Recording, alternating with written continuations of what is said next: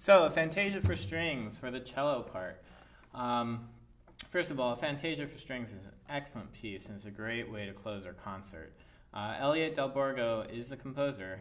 He is now deceased. He recently passed away, and you can actually find a recording of this with the kids I taught in El Centro, being led by Elliot Del Borgo himself. So you can't get any truer of a source than that video, which I posted up on Google Classroom.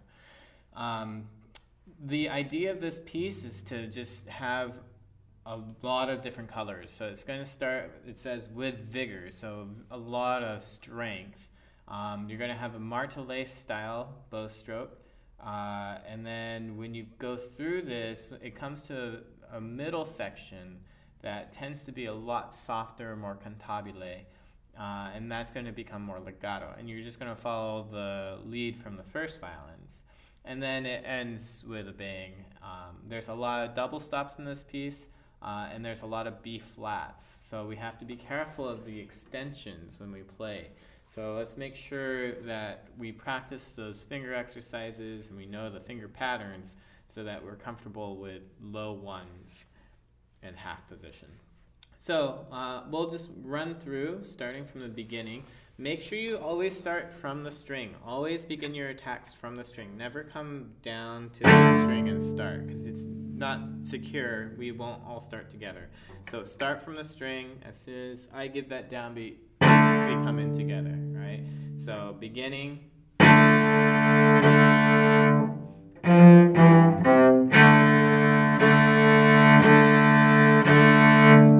Strength, and I'm going to be looking to the cello section to really pull out the sound and really kind of impress the audience right off the bat. You guys start with a downbeat while violins come in on beat 2. Very similar to how you come in on measure 5. So you take the tune at this point.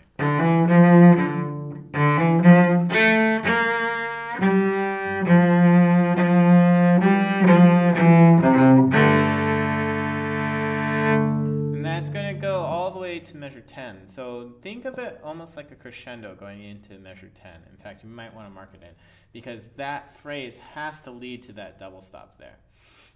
Again, when you get to after 10, start those accents from the string and really pull. We want to hear it rip. And then when you get to what is that, measure 14, be careful of these B flats. This is the first time we get to them. So feel your hand go to that extended position. Get that nice low one. Extend.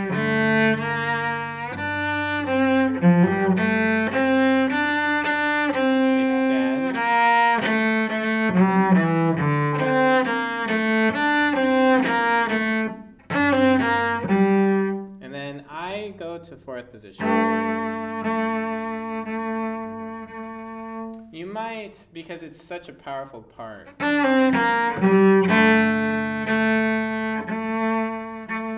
and work your way to 4th position when it gets to the decrescendo.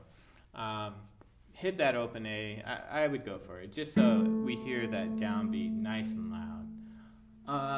When we get to 31 and in between there, feel the beat. Don't let it rush, especially this part here. Cellos, you guys have the tune, and I've heard so many groups play this, and they just keep speeding it up. And the reason being is it's pizzicato. So first of all, with our bow holds, we need to make sure that we can make a good pizzicato hand from our bow hand. So our traditional bow hand to pizzicato. So what you're going to do is you're going to take the frog and just curve it in so it goes into the palm of your hand. And then you're going to stick out your first finger and your thumb.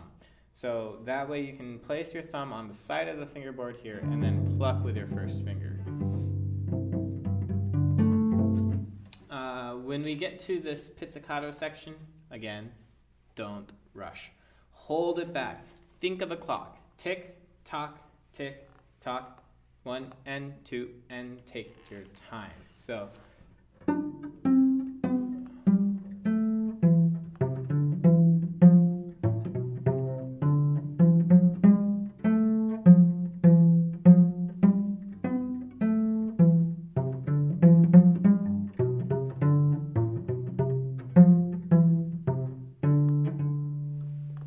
that's basically the gist. It's really not that difficult. There are no F sharps, so it has to be second fingers on the D string. But we now have B naturals on the G string, so make sure it's third fingers. And then be careful of the eighth notes. Don't let those rush either. Just keep subdividing and think of that clock.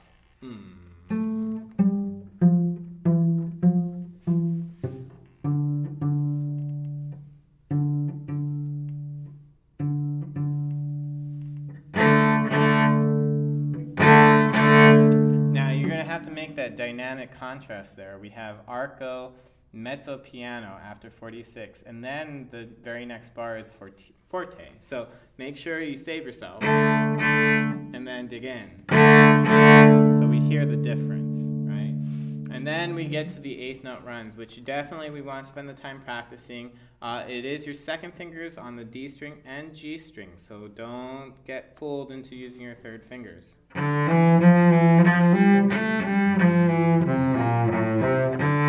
And you just gotta spend the time working that out. But it's gotta be loud and it's gonna go fast. Right? Now, the next section here after 55 is when you get to these double stops. And these double stops, they all have the same note, which is your open A. So we can forget about the open A and just concentrate on the notes below. So for now, start with the open A since it's by itself, and then every note following, play the bottom notes. So it should sound like this.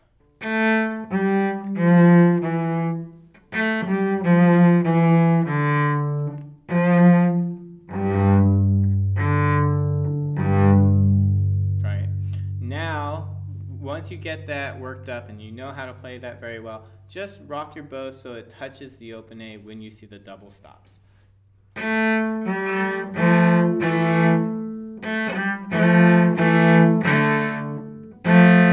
open G and open D. Open D and open A.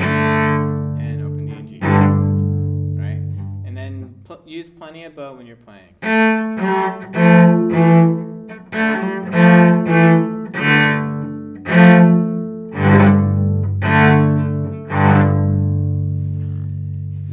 When you get to gently, this is going to go half time. So whatever we were doing before, 1, 2, 3, 4, 1, 3, 1, 3, 1, 2, 3, 4 is going to be our new tempo, right? So when we get to 61, it's nice and slow, and then also it says cant, C-A-N-T, period, which is an abbreviation for cantabile. So when you see that cantabile, it's very closely related to the word cantar, which means to sing. So use plenty of vibrato, make it as beautiful as you can, even though there are a bunch of repeated notes.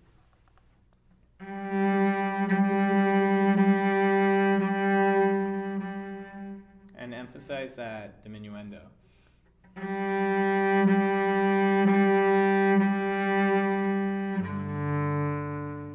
And then try and make sure that you start these up though. For whatever reason that section there is missing it, so we'll write it in.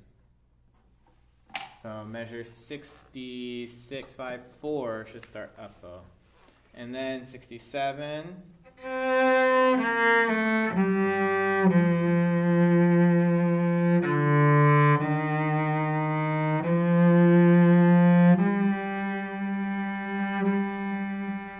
Just be careful that you don't run out of bow and you save on those long tones so that we hear the full 3 beats for dotted half notes.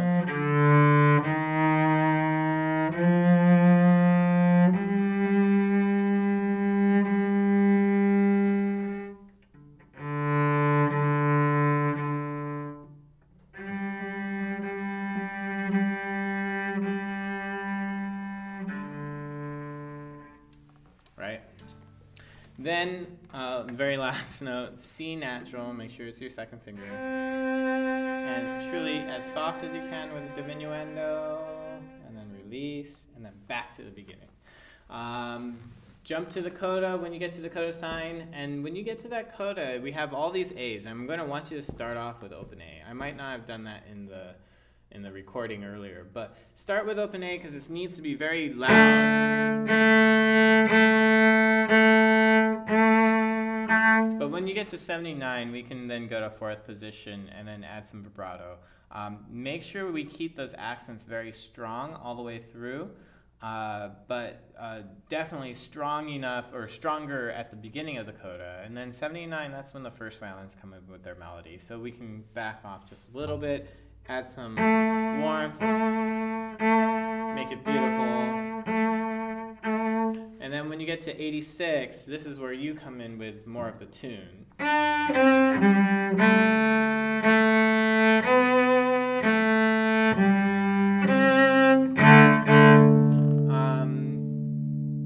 Yeah, you could go to fourth position if you want. If you're going to do an A here, then your third finger is going to be the B. So it's going to be A, B, back to A, then shift back to G, C.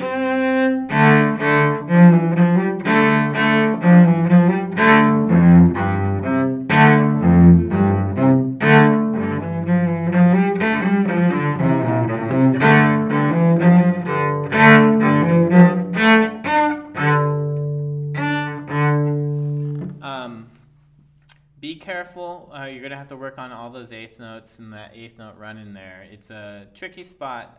Try and do the dynamics. I wrote in a mezzo forte to fortissimo crescendo at 94, just because it's the last time we do that run and I want to make it very effective. And then at the very end, you have two marcatos. So really stick those last two notes. And unlike Mr. Kaye, you don't want to get sharp on the last note. So be careful about that. But that's our last piece that we're going to be doing for Honor Orchestra. I hope these videos are somewhat useful. If you have any questions, again, just go ahead and shoot me a comment or a question on Google Classroom. And I look forward to hearing you guys in February and March.